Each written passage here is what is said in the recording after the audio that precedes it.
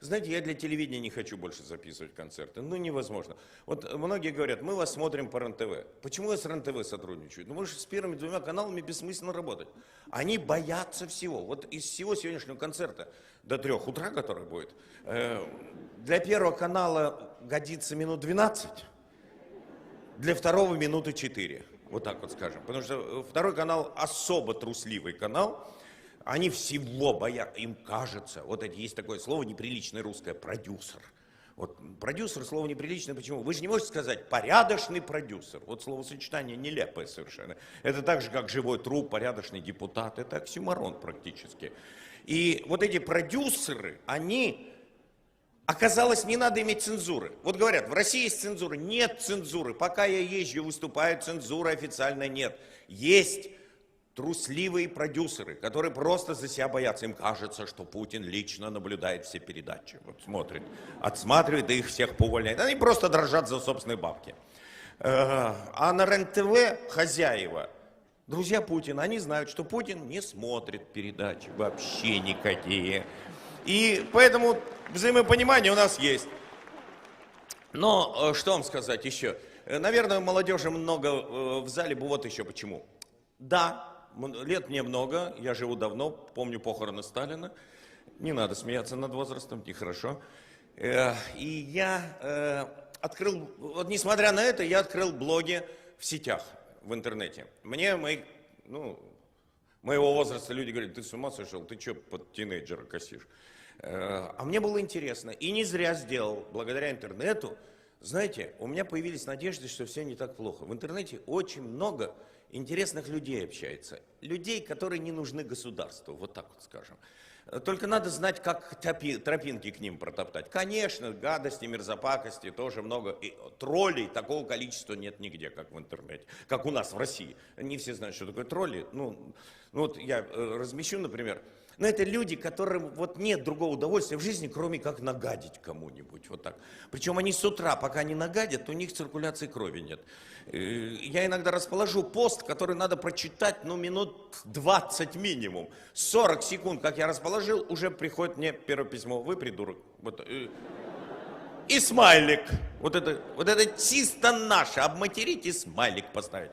Вот, поэтому им там в интернете хорошо. Потому что, если они выйдут на улицу и скажут то, что в интернете, они смайлик поставить не успеют. Им так в нюх дадут сразу. Поэтому это такие мелкие пакостники. Называются они тролли. Но есть и наоборот. Люди удивительно образованные, с хорошими знаниями. И, знаете, вот, например, приведу пример. В живом журнале. У меня блоги есть и в живом журнале, и в мейле, и ВКонтакте, и в Твиттере. А что у Медведева есть, у меня нет? У меня нет только в Одноклассниках. Это совсем шняга была бы, это, извините.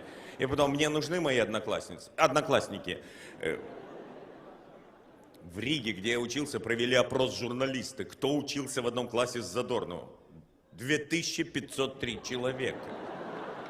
Сидели на одной парте. А еще кто учился в классе, не досчитали сейчас, еще подсчет ведется этих голосов. Ой.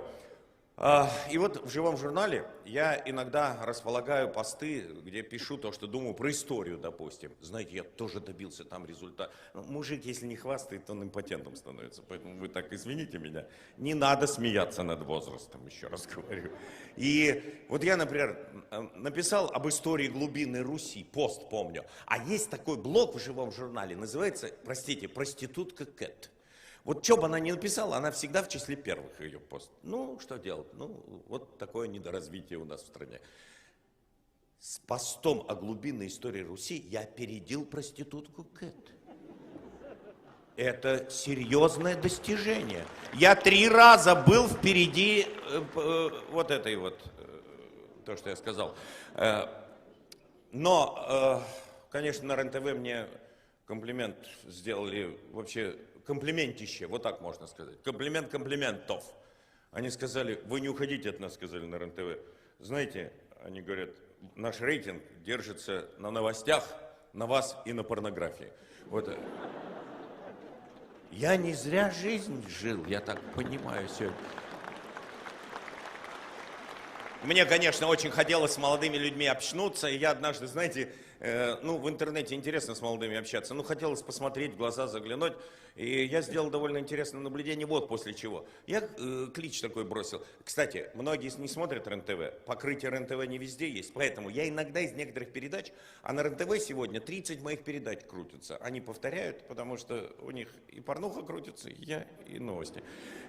Одни и те же. И я повторю кое-что, потому что есть такие мысли, которые хочется повторять и вдалбливать в зрителей. Поэтому кое-что я буду повторять, кое-что, естественно, будет, так скажем, на новом фоне, потому что год был яркий, об этом я скажу позже. Но я не рассказывал по телевидению о том, как я объявил субботник однажды в Подмосковье.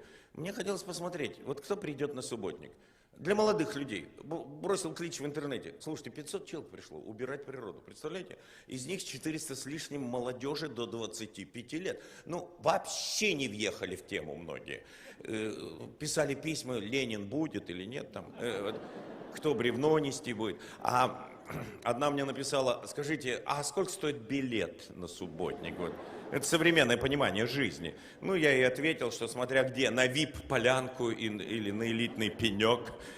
Мы собрались, лесник выделил нам фрагмент леса. Почему я призвал субботник провести? Мало кто обращает внимание на то, как загажена наша родная земля. Все говорят, национальная идея России. Какая национальная идея может быть, когда мы живем на мусорной свалке? Вы попробуйте в лес выехать. Я ехал по тайге тем же путем, которым потом ехал Путин из Хабаровска в Читу. А Путин и Медведев явно смотрят мои передачи. Вот я куда-то поеду, и они ломанутся туда потом. Видимо, не верят мне то, что я рассказываю. И у них есть повод не верить. Почему? Да потому что к их приезду, я еду, передо мной ФСБшники не бегут с граблями, не разгребают всю эту мусор весь. В тайге надо субботник проводить. Ладно, банки, склянки, там, пакеты, бумажки. Знаете, было поколение Пепси, а сегодня поколение памперсов выросло. Они где что хотят, там и делают. Они не знают, что если ты нагадил на природе, ты совершил грех. Они просто не знают, им никто этого не объяснял. И субботник надо проводить в тайге. Ладно, банки, склянки, понятно, шприцы валяются в тайге, эти одноразовые, там, противозачаточные. Почему в тайгу надо для этого идти, я не знаю. Трусы, носки висят. Я в тайге 300 километров от Читы, мужские трусы на кустах висят. Женские, ладно, понятно, баба как-то может уйти из леса без трусов. Но мужик как выскользнул из трусов и ушел из тайги. Но когда я увидел на обочине, у славян началось слабоумие. Я как славянин это имею право сказать. Кто кроме слабоумных может на обочине, обочина, канава, дорога идет в Читу из Благовещенска. Труба от газопровода. Как она туда попала? До ближайшего газопровода 200 километров. Можете мне сказать? Со мной в соседней машине ехал, в другой машине, мы несколькими машинами ехали, ехал немец один. Он изучает Россию. Он реально в тему не въехал, потому что он спрашивает, а как газопровод работает без трубы? А у немцев же считанные трубы газопровода, это не у нас. Потерял и потерял, все равно работает. Соединили гибким шлангом, и все, и нормально. Но Путин же этого не видел уже пробежали, все прибрали. Я видел в тайге ель высохшую, на суку, готовы, есть такой писатель-сатирик, Задорнов часто спрашивает, готовы? Вот он прав, готовы? Колесо от КамАЗа на суку. Кто этот Святогор-богатырь, который забросил его туда? Он в колеса играл, я не то сказал, перед девахой хвастался. Конечно, они не видят ничего этого. Путин, когда приехал в Читу, он сказал, что посетит больницу городскую. Так туда, клянусь не вру, завезли в больницу здоровых больных.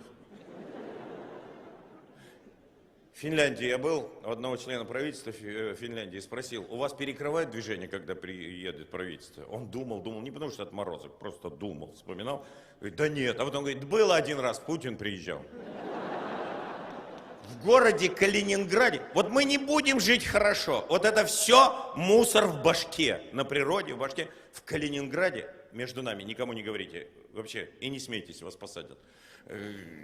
Медведев должен был приехать в Калининград, в научно-исследовательский институт, прийти в гости. Так в этом научно-исследовательском институте, прошу, между нами, ладно?